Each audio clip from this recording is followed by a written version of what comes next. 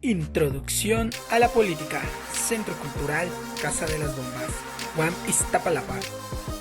¿Qué tal, chicos? Bienvenidos nuevamente al Centro Cultural Casa de las Bombas. Continuamos con esta sección de los grandes pensadores. En este caso vamos a hablar de los filósofos mexicanos, ya que se habla muy poco de ellos. Es bien sabido de filósofos como Weber, como Sócrates, Poulanzas, Marx, pero nunca nos ponemos a pensar en los filósofos mexicanos, y vaya que han aportado mucho a esta hermosa ciencia. Así que vamos a eso. Los principales filósofos mexicanos y sus aportes.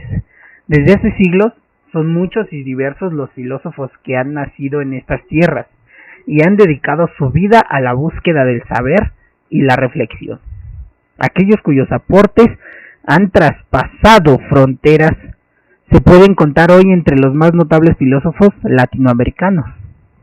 Es decir, en México tenemos filósofos que han impactado en toda Latinoamérica e incluso algunos en el mundo. Incluso desde antes del siglo XX, en México ya existían quienes se dedicaban a la reflexión filosófica. Hoy en día los filósofos mexicanos son muy numerosos. Sin embargo, existen unos cuantos cuya influencia ha ido mucho más allá a lo largo del tiempo.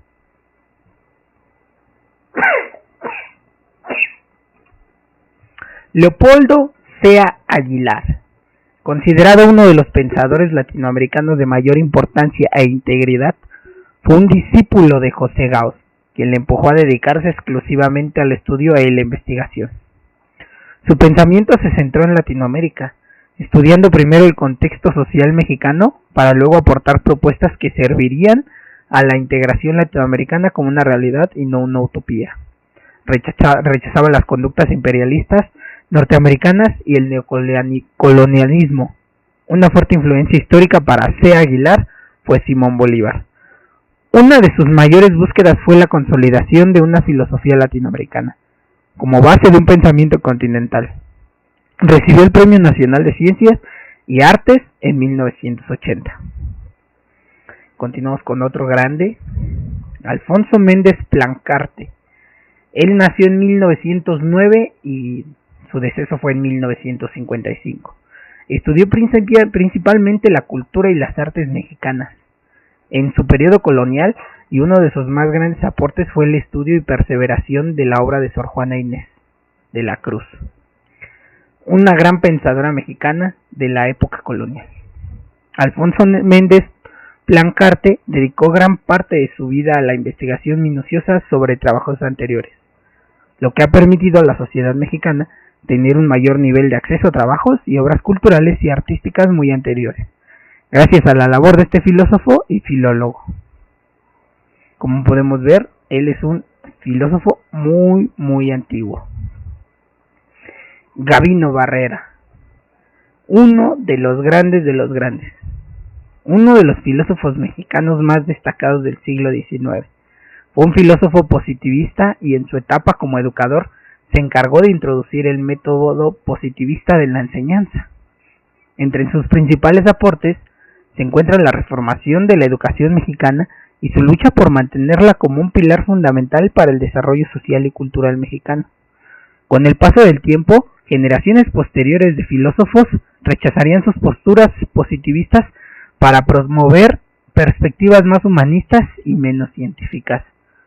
Gabino Barrera fue uno de los que se enfrentó en gran parte a imponer la educación científica en la base social mexicana, en la enseñanza básica. Es uno de los grandes, y como podemos ver, también es uno de los más antiguos. Él estuvo teorizando más o menos sobre 1850, 1860. Fue un grande. Otro, y yo creo que uno de los más conocidos, José Vasconcelos. Destacado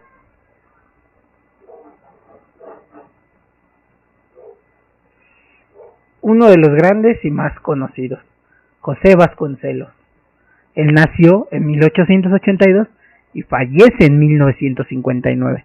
Este fue un destacado filósofo mexicano. Así, fue rector de la Universidad Nacional de México y en paralelo con el pensamiento filosófico se dedicó a participar activamente en la política. Apoyó la Revolución Mexicana y durante su etapa como rector se centró en sensibilizar a la comunidad universitaria en la acción social. Entre sus primeros aportes y obras se encuentran series sobre el triunfo de la Revolución Mexicana, la descomposición social y política de periodos anteriores y la reconstrucción institucional después de la Revolución. Como sabemos, José Vasconcelos es alguien de los que más soportó a la educación mexicana.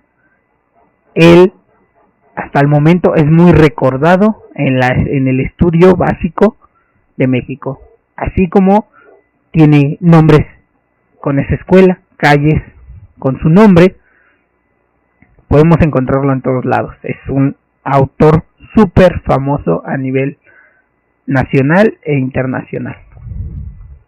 Antonio Caso. Él nace en 1883 y fallece en 1946. Llegó a ser rector de la Universidad Nacional de México y fundador, junto a Vasconcelos, de un grupo humanista opuesto a las posiciones filosóficas positivistas que dominaban en aquel momento, los entornos académicos y de reflexión. Este grupo, el Ateneo de la Juventud, así se llamaba el grupo, promovía el ser humano como individuo moral y espiritual, más que fríamente racional. Caso influiría de gran manera en posteriores generaciones de filósofos. Su pensamiento estuvo muy influido por su posición cristiana, brindando a Jesucristo una clara autoridad moral y espiritual sobre sus reflexiones filosóficas. Caso se encargó de construir la existencia humana clasificándola en varias partes: estética, económica, moral, caritativa, etc.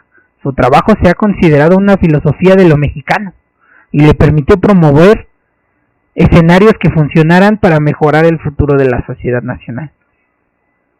Este es un caso extraordinario, ya que grandes filósofos, en su mayoría, no congenian con la religión. Muchos la hacen a un lado. Es en la actualidad raro el filósofo que estudia con la religión. Y este fue un caso excepcional y muy famoso. Vaya que hay que estudiarlo. Esto sería todo y nos vemos en el siguiente capítulo con más pensadores mexicanos. Centro Cultural Casa de las Bombas. Adiós.